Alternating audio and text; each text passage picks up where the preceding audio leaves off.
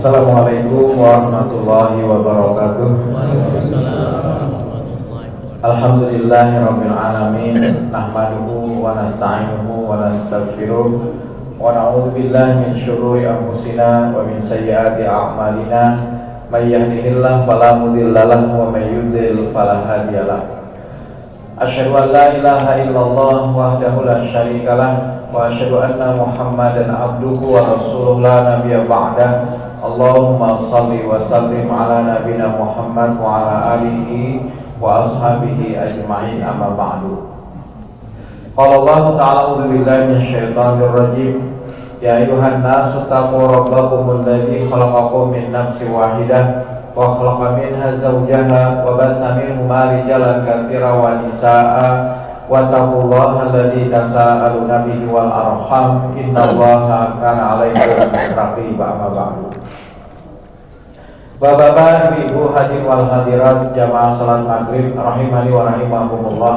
Puji serta syukur marilah bersama-sama kembali kita panjatkan kehadiran Allah Subhanahu wa taala atas limpahan segala nikmat-nikmat dan karunia-Nya jualah, sehingga pada kesempatan di malam hari ini memasuki tanggal 25 Jumadal Ula 1445 Hijriah, kita masih diberikan oleh Allah Subhanahu wa taala kesempatan untuk bisa menapaki sisa-sisa daripada umur ini dalam rangka dimudahkannya kita melaksanakan ketaatan-ketaatan kepada Allah. Sembari juga berdoa, ya muqallibal qulub tsabbit qulubana ala ta'atik, atau Allahumma a'inni ala dzikrika wa syukrika wa husni ibadatik. Mudah-mudahan dengan doa-doa yang kita panjatkan, Allah pun nantinya mewafatkan kita dalam keadaan husnul khatimah. Amin ya rabbal alamin. Karena sesungguhnya itulah yang paling kita harapkan, dan amal ibadah yang paling kita harapkan adalah amal ibadah yang mendapatkan ridha dari Allah. Salawat dan salam semoga senantiasa tercurah kepada Nabi kita Muhammad sallallahu alaihi wasallam beserta keluarga, para sahabat, tabi'in serta pengikut beliau yang senantiasa istiqamah menjalankan sunnah-sunnah makbulahnya hingga akhir zaman. Bapak Ibu sekalian yang dirahmati Allah, betul yang namanya ibadah itu haruslah sesuai dengan apa yang diperintahkan. Al-aslu fil ibadah at-tahrim. Segala hal yang terkait dengan ibadah pada asalnya adalah haram. Hatta yadulad dalil alal amar, kecuali ada dalil yang memerintahkannya. Dan kita siogianya muttabi'an munasiban ila Rasulullah sallallahu alaihi wasallam, mengikuti, mencontohi dari apa yang dipraktekkan oleh Nabi sallallahu alaihi wasallam. Oleh karena itulah kita tidak bosan-bosannya hadir di kajian-kajian, dari satu kajian menuju kajian yang lainnya, dalam rangka untuk mendekatkan ibadah-ibadah yang kita lakukan.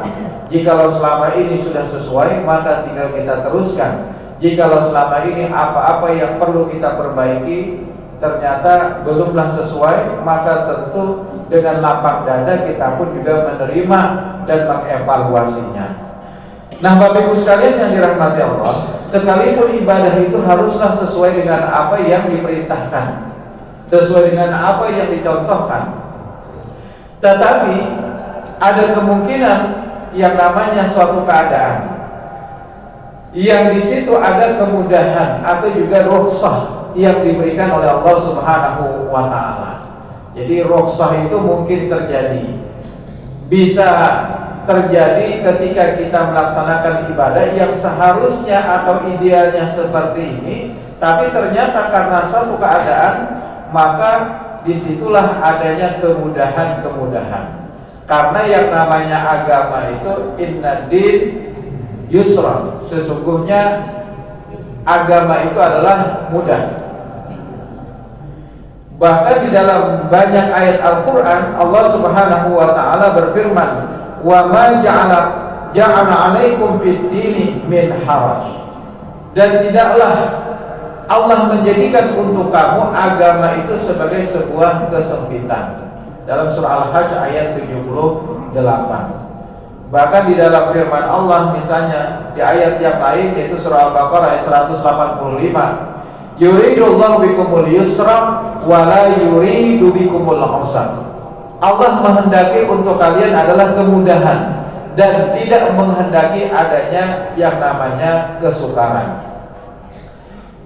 Kemudian di dalam ayat yang lain Allah juga berfirman dalam surah At-Taghabun misalnya ayat 16, fattaqullah mastata'tum.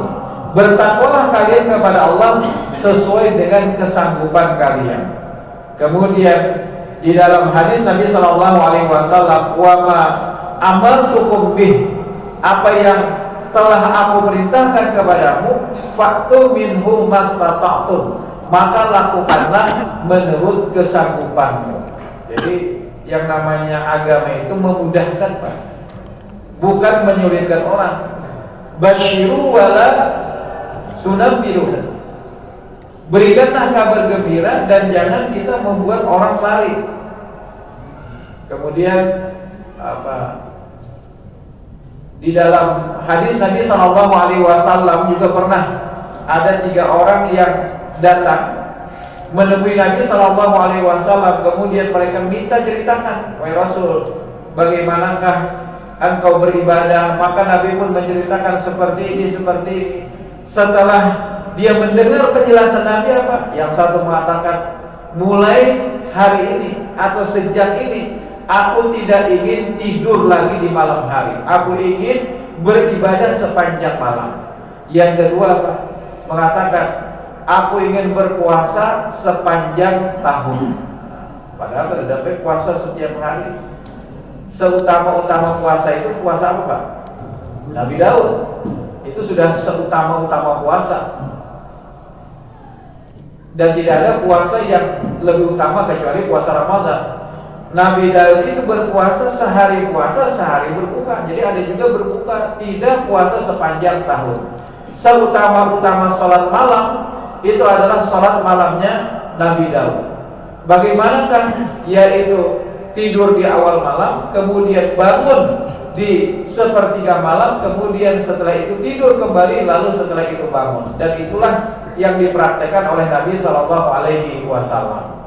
Jadi awal malam tidur, di sepertiga malam bangun, kemudian setelah itu gurih lagi baik untuk menunggu datangnya waktu sholat subuh.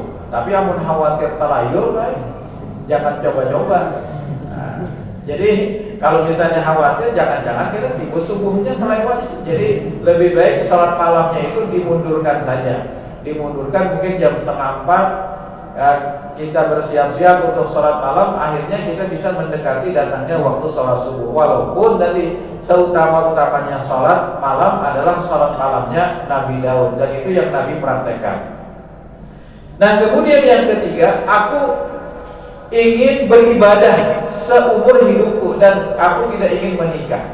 Mendengar 3 orang tadi bergumam di hadapan Nabi demikian, maka Nabi pun berkata, aku adalah seorang manusia yang kadang-kadang tidur dan kadang-kadang aku bangun untuk melaksanakan ibadah. Jadi ada juga gurihnya, Pak. Kemudian yang kedua, aku juga berpuasa dan aku pun berbuka, kata Nabi. Kemudian aku juga adalah orang yang menikah. Barang siapa yang dia membenci sunnahku, maka dia bukan dari golonganku.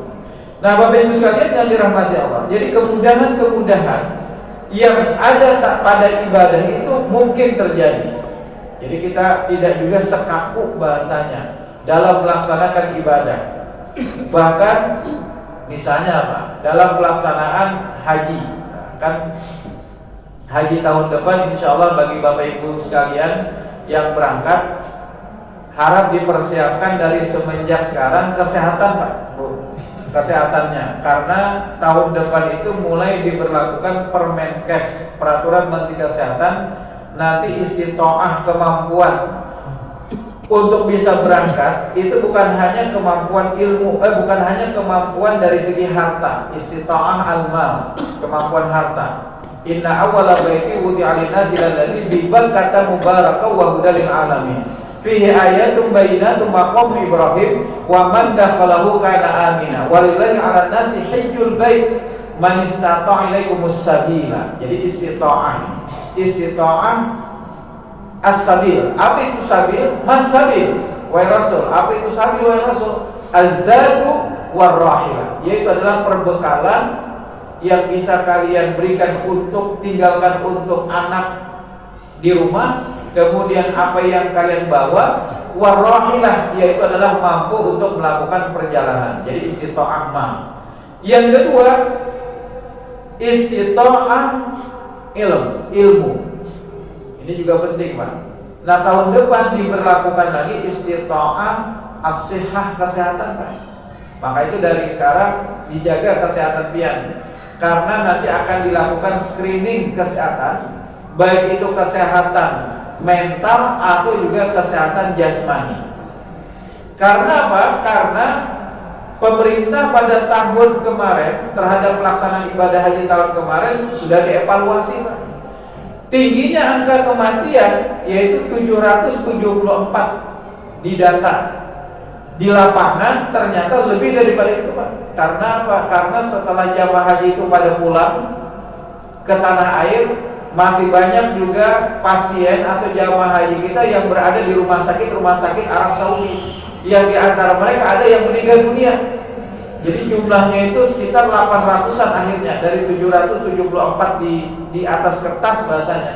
Kalau di kenyataannya itu sekitar 800-an yang meninggal dunia. Jadi cukup tinggi, Pak, tahun kemarin meninggal dunia di antara para jamaah haji dibandingkan tahun-tahun sebelumnya, kecuali kejadian Mina, malah kejadian Mina lain itu. Nah, apa yang menjadi evaluasinya? Karena tahun kemarin yang berangkat kebanyakan adalah mereka yang berisiko tinggi. Nah, risikonya tinggi, Pak. Di antaranya adalah para lansia. Nah, akhirnya mulai tahun 2024 akan datang diberlakukan screening kesehatan. Jasmaninya diperiksa baik. Nanti bagi yang ingin berangkat tahun depan, nanti dari pihak puskesmas, rumah sakit itu mendata, nanti akan di screening kesehatannya orang ini pertama mampu untuk melaksanakan aktivitas sendiri atau tidak. Jadi kalau tidak bisa lagi melakukan aktivitas sendiri, bisa jadi hajinya tertolak, Pak. Bisa jadi hajinya tertolak. Apakah diambil dana hajinya, atau yang kedua adalah dialihkan kepada ahli warisnya.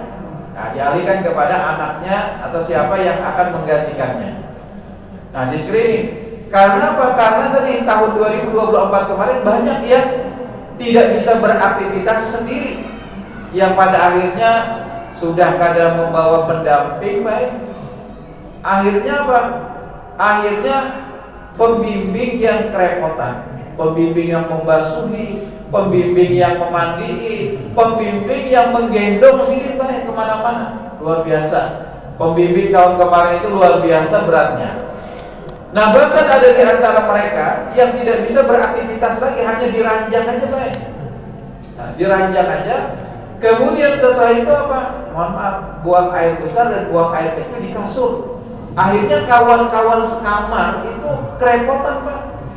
Dan kebauan akhirnya ada di antara mereka yang akhirnya keluar kamar, guring di luar kamar, karena tadi teman satu kamar tadi yang tidak bisa beraktivitas lagi.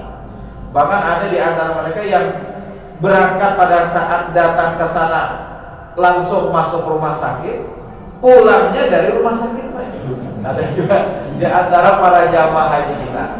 Dan wukuf pada saat terjadinya di tanggal 9 Dzulhijjah, karena ada beberapa jamaahnya, begitu banyak jamaah haji yang sakit tadi, Pak, berisiko tinggi. Akhirnya apa? Mau tidak mau yang namanya wukuf itu kan harus dilakukan. Al-Hajju Arafah, adalah haji itu adalah Arafah. Akhirnya diberangkatkanlah menggunakan ambulan, Pak. Jadi ambulan pada saat itu melakukan safari wukuf, bukan safari dakwah, safari wukuf, Pak. Berjejer ambulan, ratusan ambulan memberangkatkan para jamaah haji yang mereka langsung dimasukkan ke dalam ambulan menggunakan alat-alat medis, Pak. Alat-alat medis terpasang dan segala macamnya. Mau tidak mau mereka harus diwukufkan, karena tidak sah hajinya kalau seandainya tidak wukuf di padang Arafah, walaupun hanya sebentar wukufnya. Yang penting lewat, gitu, Pak. Yang penting lewat, yang penting mereka melakukan safari wukuf, selesai, Pak. Nah, akhirnya dilakukanlah mulai tahun ini screening kesehatan untuk juga meringankan para jamaah. Jadi kalau seandainya tidak bisa beraktivitas sendiri, maka dianggap tidak istitoah lagi. Jadi dianggap tidak mampu nih. Jadi istitoah itu bukan hanya harta, bukan hanya ilmu, tapi juga istitoah akan kesehatan jasmani, termasuk juga kesehatan mental. Karena ditemui ada beberapa jamaah yang ketika mereka melaksanakan ibadah haji, apa Pak? Masih keingatan burung di rumah. Jadi di sini burung pun sudah kan dibuat makan nih. Padahal lagi ibadah, puncak-puncaknya ibadah. Tapi ternyata ada di antara mereka yang masih bermasalah mentalnya. Jadi kalau sudah berangkat haji, jangan lagi dipikirkan apa yang terjadi di rumah, itu sudah urusan rumah Pak. Mau burung kah? Mau perdagangan kah? Jadi perumahan kayak apa di sini belum pengantar. Nah, maka semalam tuh pas aku berangkat para pengantar sudah. Nah ini tidak perlu lagi dipikirkan. Karena apa? Karena urusan kita adalah sudah urusan ibadah. Nah jadi nanti mentalnya juga akan diperiksa oleh psikolog Pak. Jadi kalau misalnya terhadap pertanyaan yang sama tapi jawabannya berbeda, wah ini bisa alamat bermasalah mentalnya. Ditakuni sekali jawabannya A, ditakuni pertanyaan yang sama jawabannya berubah jadi B. Wah ini masalah mental ini, berarti mempengaruhi orang ini. Nah, istitoah ilmu juga penting Pak. Karena apa? Karena tadi kurangnya manasik haji yang diikuti oleh para jamaah yang ingin berangkat. Kebanyakan kan hanya mengikuti pelaksanaan manasik yang diadakan oleh pemerintah. Paling berapa kali Pak? 15 kali kalau tidak salah, atau 8 kali. Nah, yang terbatas sekali, yang pada akhirnya ketika mereka sampai di sana ternyata tidak maksimal hajinya. Ada bahkan ditemui baik Sidin, mohon maaf, karena hanya mengandalkan rombongan, Sidin aku berpirut lawan ketua rombongan aja Sidin. Ya aku di sana kemana? Aku umpat Sidin. Tapi kan keadaan di sana tidak sebagaimana yang kita perkirakan. Kadang-kadang karena saking berjubelnya jamaah, pada saat itu terpisah satu sama lain. Bahkan ada di antara jamaah itu ketika kita pulang dari pelaksanaan umroh, kan haji tamattu Indonesia, pulang sampai ke hotel, sakanya sudah berjungkungan dulu. Baju biasa, sudah pakai baju biasa, kemudian berselawat. Sudah kalian pindah camat mana? Kami nang anum-anum aja bahasanya hanya untuk Jasidin aku tadi. Jasidin hanya sampai 3 putaran, hanya 3 putaran, lalu terpisah dari rombongan. Jasidin bingung, apalagi nang digawi. Nah, apa nang digawi bingung, akhirnya Jasidin ya mulai kayak hotel karena ada tahu lagi Pak. Apa yang digawi? Mending kalau seandainya masih berpakaian ihram, masih tahu kita temani, kita kembali lagi misalnya melaksanakan tawaf, kemudian sa'i, dan akhirnya setelah itu bisa menyelesaikan umrohnya. Ini sudah berbaju ya apalagi gitu. Terpaksa harus bayar dam. Nah, Bapak Ibu sekalian yang dirahmati Allah, tapi syukur juga mengakunya pas di sana ada di antara jamaah yang mengakunya sudah sampai ke tanah air. Apalagi mau ulangi, Jasidin aku semalam tuh pada saat tawaf tak hantut Jasidin. Nah ini kadang-kadang yang menjadikan haji yang dilaksanakan oleh para jamaah itu tidak maksimal. Karena apa? Karena ketidakmampuan dari segi ilmu, yaitu kurangnya manasik. Insya Allah oleh pimpinan wilayah nanti akan dibentuk kembali KBIH oleh Lembaga Haji dan Umroh, KBIHU, Kelompok Bimbingan Ibadah Haji dan Umroh, yang mudah-mudahan bisa membantu para jamaah supaya bisa mendapatkan haji yang mabrur. Nah ini penting. Jadi bagaimana sebenarnya kalau di Jogja Pak, KBIHU Aisyah itu luar biasa Pak, hampir 50% penduduk Bantul yang ingin berangkat haji itu sudah dimanasik Pak. 2 tahun sebelum berangkat itu sudah dimanasik sebulan sekali. Setahun sebelum berangkat itu sudah dimanasik seminggu sekali Pak. Nah, jadi dapat kita bayangkan betapa sempurnanya sudah ilmu yang mereka miliki ketika mereka berangkat ibadah haji. Nah, kalau kita karena tadi ketiadaan ilmu akhirnya sembarangan di dalam melaksanakan ibadah haji. Sekalipun yang namanya ibadah itu tadi kembali ada kemudahan-kemudahan. Kemudahan-kemudahan itu mungkin misalnya begini. Ketika seseorang dalam keadaan haid, misalnya ibu-ibu nih haid, padahal sudah memakai pakaian ihram, berniat sudah ihram, labbaika umratan misalnya. Nah, sementara yang namanya haid, tawaf itu tidak boleh kecuali dalam keadaan suci, Pak. Kecuali dalam keadaan suci. Kalau perbuatan-perbuatan lain boleh, Bu. Misalnya memakai pakaian ihram, berniat ihram dalam keadaan haid itu masih boleh. Kemudian melaksanakan sa'i antara Safa Marwah itu juga boleh walaupun dalam keadaan haid. Yang dilarang bagi seorang wanita haid salat, puasa, dan tawaf. Nah, bagaimana tawafnya? Terpaksa dia harus menunggu ketika nanti dia sudah suci, baru dia melakukan tawaf. Jadi selama belum suci berarti dia tidak boleh melanggar ketentuan atau larangan-larangan ihram. Jadi terpaksa menahan diri dulu untuk membatalkan atau melakukan yang namanya tahallul. Termasuk juga adalah tawaf ifadah. Nah, tawaf ifadah kan wajib, Pak. Rukun. Bagian daripada rukun haji. Kalau seandainya tidak melakukan tawaf ifadah, maka tidak sah hajinya. Dia harus mengulang di waktu yang akan datang. Sementara misalnya seorang wanita dalam keadaan haid, pertama pilihannya dia menunggu sampai waktu sucinya. Sementara waktu kepulangan sudah tiba. Misalnya 2 hari lagi dia harus pulang.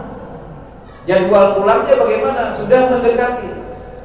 Kemudian yang kedua, bisa dengan disuntik supaya haidnya mampet tidak lagi keluar. Jadi disuntik, itu jalan kedua. Kalau seandainya jalan kedua juga tidak bisa, jalan pertama tadi waktunya sudah mepet, tidak bisa diperpanjang lagi, dia tidak bisa pindah ke kloter berikutnya.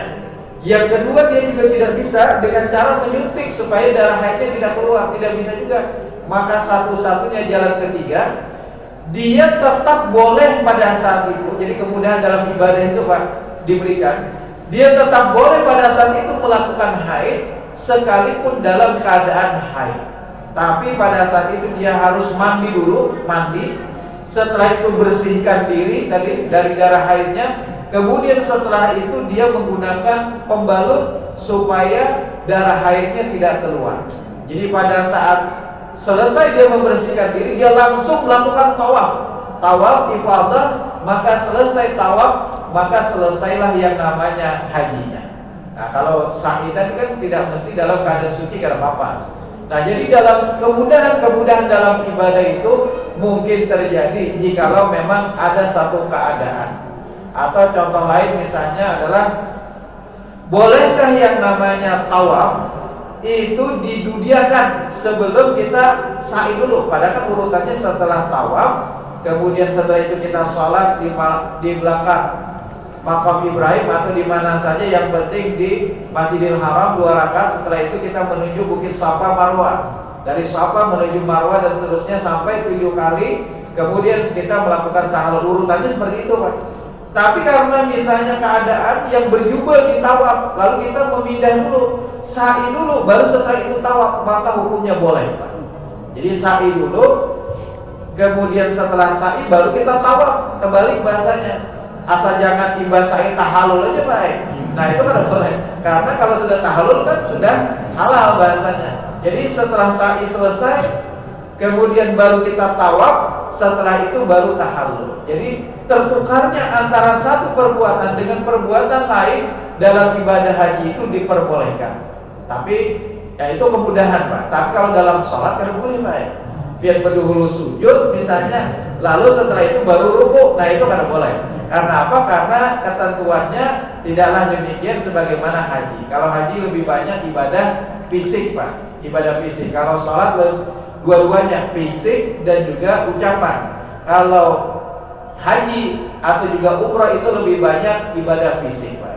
Jadi kada perlu khawatir pian kada hafal bacaan, yang penting pian tahu urutannya, Pak. Nah, itu. Nah, Dan tadi bermasalah kalau seandainya kada tahu lagi apa itu sidin misalnya, nah itu. Tapi kalau tidak tahu bacaannya masih mending Pak. Tapi dia tahu urutan-urutannya, maka dia masih bisa mengerjakan sendiri Pak. Jadi tidak masalah sebenarnya, karena apa? Lebih banyak ibadah haji itu atau ibadah umrah itu lebih banyak ke arah fisik. Fisik. Nah, ucapan-ucapan yang wajib paling Allahumma labbaika umratan atau Allahumma labbaika hajjan, atau misalnya Rabbana atina ketika di rukun yamani, Rabbana atina fid dunya hasanah wa fil akhirati hasanah wa qina adzabannar. Itu saja Pak, dan semua orang insyaallah itu hafal. Adapun bacaan-bacaan yang lain itu hukumnya sunnah saja. Jadi tidak masalah sebenarnya tidak hafal bacaan-bacaan, yang penting dia tahu urutan. Nah, Bapak Ibu sekalian yang dirahmati Allah, jadi sebenarnya kembali kepada bahwa yang namanya ibadah itu memungkinkan bagi kita untuk melaksanakan dan diberikan kemudahan bagi kita untuk melaksanakannya. Termasuk juga adalah ibadah sholat. Nah, ibadah sholat, misalnya dalam sebuah keadaan, suatu keadaan pada saat kita tidak mampu untuk melaksanakan sholat dengan berdiri, maka dimungkinkan bagi kita untuk melaksanakan ibadah sholat dalam keadaan duduk. Bahkan dalam beberapa hadis Nabi, misalnya dalam riwayat Imran bin Husayn, qala kanat bi bawasi fasa'atu Rasulullah SAW anis sholat. Pada saat itu aku mengalami penyakit wasir, maka aku pun bertanya kepada Nabi tentang sholat. Faqala sholli qa'iman, sholat engkau dengan berdiri, kata Nabi. Jadi jangan mudah-mudahnya langsung duduk, malah memilih untuk duduk. Kalau kita mampu berdiri, maka sholatlah pilihannya dengan berdiri dulu. Ya sidin aku ini buka kawa, berdiri lawas kawa, maka sidin harus sholat dengan berdiri dulu Pak. Ya sidin aku ini kawa aja Bang, buka mencinci kawa ya sidin. Kemudian berdiri lawas kawa, nangalih itu ya sidin pada saat turun dan bangun. Nah itu nangalih ya sidin, hendak turun kali, hendak naik kali, spare partnya sini sudah lawas sini kayak apa? Nah, kalau masih bisa berdiri Pak, masih bisa memungkinkan berdiri, maka dia tetap wajib untuk berdiri Pak. Tetap wajib berdiri. Nanti ketika dia ingin ruku dan juga ingin sujud, maka dengan alat bantu yaitu kursi. Jadi dia berdiri dulu sholat karena wajib berdiri, karena dia masih bisa memungkinkan baginya untuk berdiri. Tapi ketika dia ingin ruku, maka gunakan kursi. Ruku, dia duduk dulu, kemudian setelah itu dia ruku dengan menendangkan atau menundukkan sedikit. Kemudian dia ingin sujud nanti lebih rendah daripada ruku. Nah, jadi dia tetap posisinya harus dalam keadaan berdiri sholatnya. Fa'ilam tasati, kecuali kalau seandainya dia tidak mampu untuk berdiri, faqaidah, maka hendaklah dia sholat dengan duduk. Nah, duduk. Qaid itu artinya bukan mati, malah qaid itu adalah duduk. Duduk yang bagaimana? Nah, 3 pilihan.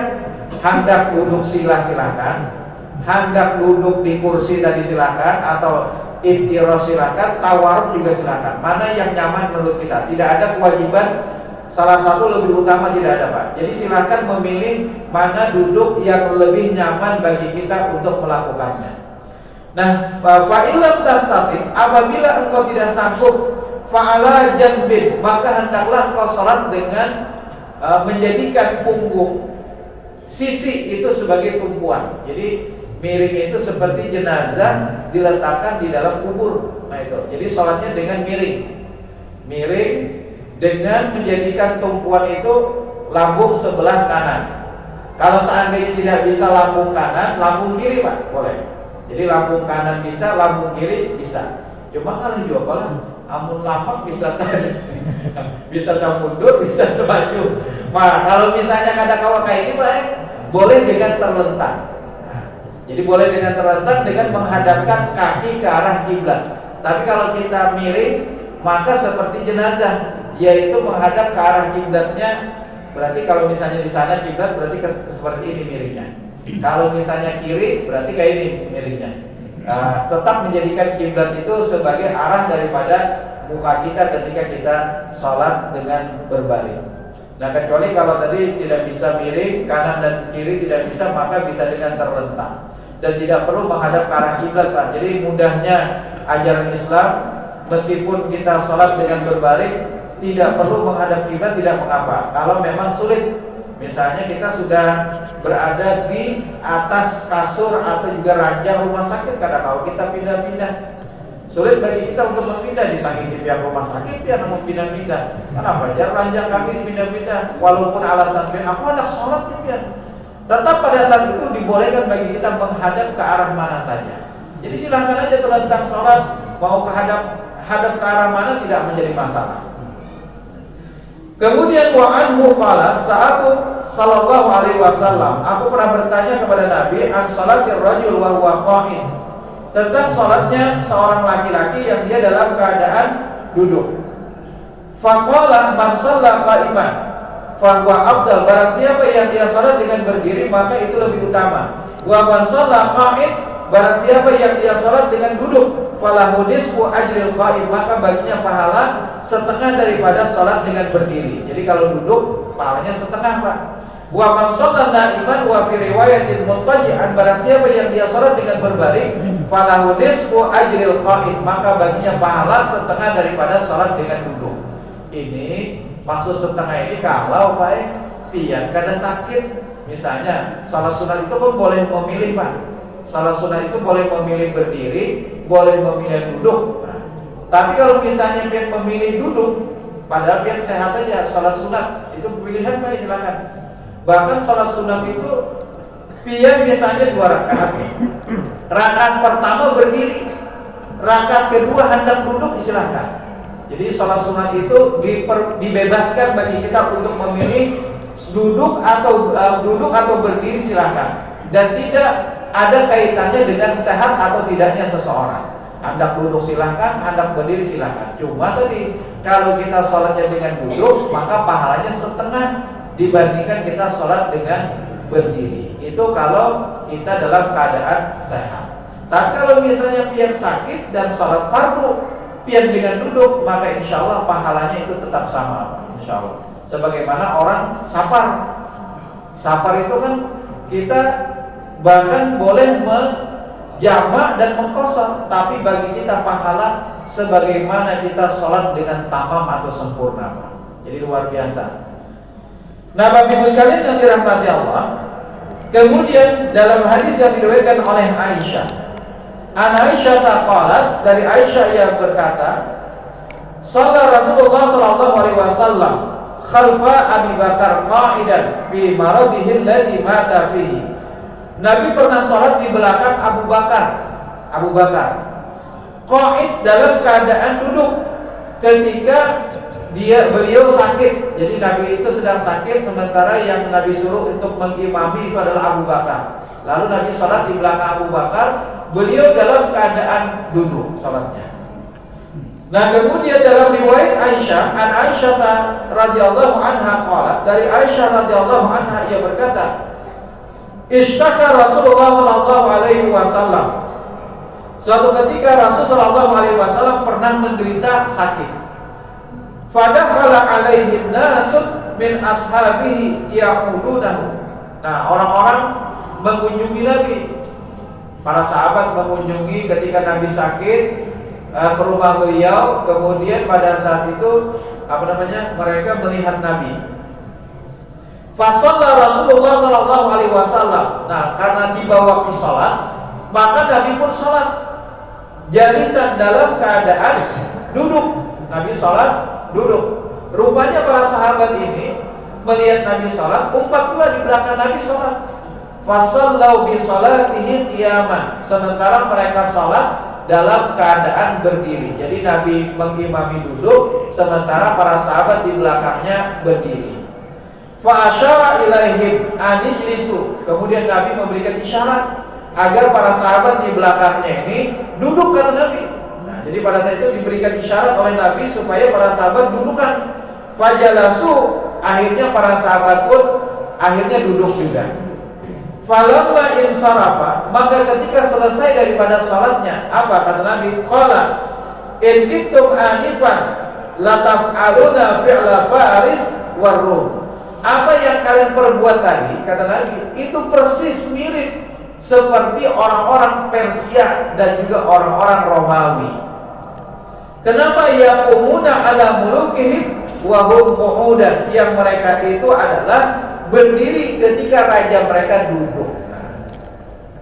Sehingga dalil ini yang kadang-kala dijadikan alasan bahwa kita kadang boleh berdiri ya, kadang boleh berdiri menghormati orang. Padahal sebenarnya maksud daripada perkataan Nabi ini jangan kita pahami secara tekstual, Pak. Amun dipahami secara tekstual seolah-olah kita kadang boleh memberikan penghormatan kepada orang. Jadi maksud daripada yaqumuna ala mulukihim wa hum qu'udun, mereka berdiri sementara raja mereka itu duduk, maksudnya mereka melakukan penyembahan, Pak. Jadi kalau misalnya kita menghormati bendera atau mungkin juga berdiri ketika ada orang datang, kita hanya sekedar menghormati, bukan menyembah, maka hukumnya adalah diperbolehkan. Jadi jangan disamaratakan bahwa kada boleh menghormati bendera ya, karena itu bertentangan dengan syariat.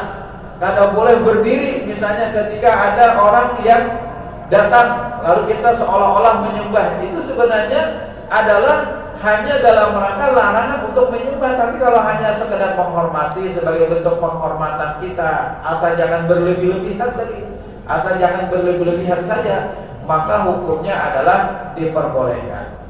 Nah, jadi pada saat itu kata Nabi, kalian ini seperti orang-orang Faris dan juga orang-orang Rum yang mereka berdiri atas raja-raja mereka. Fala taf'alu, maka jangan kalian melakukan yang seperti itu lagi. Innama ju'ilal imam liutamma bih, dijadikan imam itu untuk diikuti. Fa idza raka'a farka'u, apabila imam itu rukuk maka rukuklah kalian. Wa idza rafa'a farfa'u, apabila imam itu bangkit daripada rukuk maka bangkitlah kalian daripada rukuk. Wa idza shalla jalisan fasallu julusan, apabila imam itu salat dalam keadaan duduk maka salatlah kalian dalam keadaan duduk. Nah, jadi sebenarnya kalau imamnya tadi Nabi duduk, maka para sahabat diperintahkan Nabi duduk walaupun sehat, Pak. Cuma jangan beristilah memilih imam yang sakit batis. Nah, sidin sakit batis ya. Kita sepakat aja supaya sholat kita hari ini dudukan. Lalu disuruh dipaksa sidin, padahal sidin kalau biasa misalnya. Kecuali kalau misalnya ada orang yang sudah biasa jadi imam dan kebetulan sidin sakit misalnya, karena kau berdiri sholatnya, dan memang sidinlah satu-satunya imam yang ada misalnya, lalu sidin sholat dengan duduk, maka berarti itu diskon baik bagi jamaah sekalian, duduk semuaan, jangan berdiri. Justru kalau kita berdiri menyalahi sunnah Nabi, jadi silakan duduk semuaan.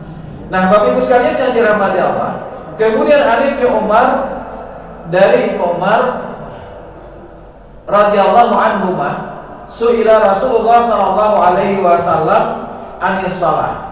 Nabi pernah ditanya tentang bagaimanakah salat bis safinah, di atas perahu. Mungkin kita kelotok atau jukung. Qala shalli fiha qaimah, salatlah kalian di dalamnya itu dengan berdiri, kata Nabi. Dengan berdiri. Coba amun kelotok sudah halus, kelotoknya bisa berbuya-buya, Pak. Nah, maka ketika itu apa? Illa, kecuali kata Nabi, anta khafal gharq, kecuali kalau engkau takut tenggelam. Nah, itu. Jadi boleh, karena takut tenggelam daripada balik dukuhnya, maka ketika itu boleh kita duduk. Nah, jadi salatlah dengan duduk.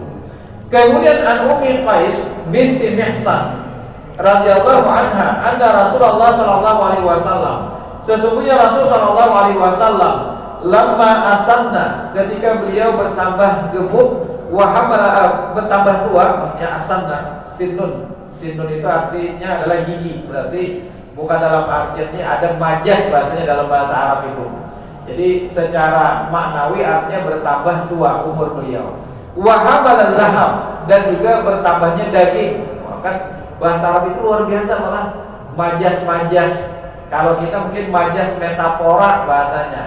Nah, dia berlari secepat kilat misalnya, dan macam-macam bahasa Indonesia. Nah, dalam bahasa Arab juga ada, Pak. Jadi asanna itu artinya bertambah tua. Wa hamala laham, dan juga bertambahnya daging, maksudnya bertambah gemuk. ittakhadha amudan fi musallahu ya'tamidu alaihi. Maka Nabi Shallallahu Alaihi Wasallam pun memasang tiang di tempat beliau sholat. Jadi ketika misalnya pian kada kau berdiri tegap, maka boleh sholatnya itu bersandar di tiang, Pak.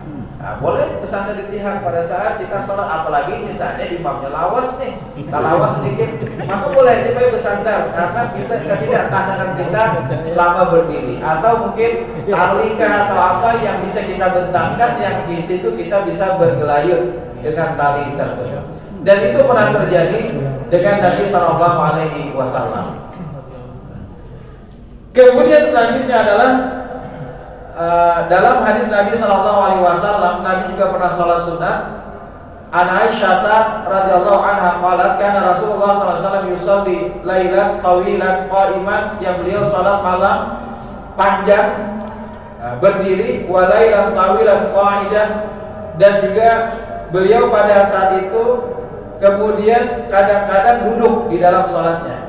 Fa idza shalla qa'iman rafa'a qa'iman, apabila beliau ruku, apabila beliau salat dengan berdiri, maka beliau ruku sambil berdiri.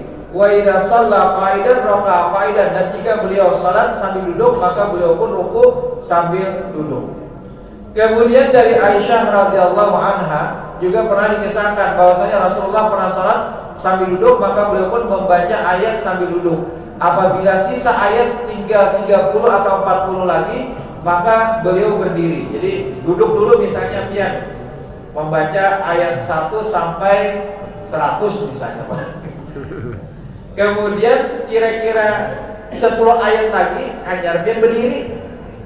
Padahal masih rakaat pertama loh, Pak. Itu boleh, Pak. Nah, langsung pian lanjutkan ayatnya. Sisa 10 ayat atau berapa misalnya yang tinggal sedikit aja, lalu berdiri. Nabi pernah melakukan yang seperti itu. Kadang-kadang Nabi duduk, kemudian setelah itu Nabi berdiri.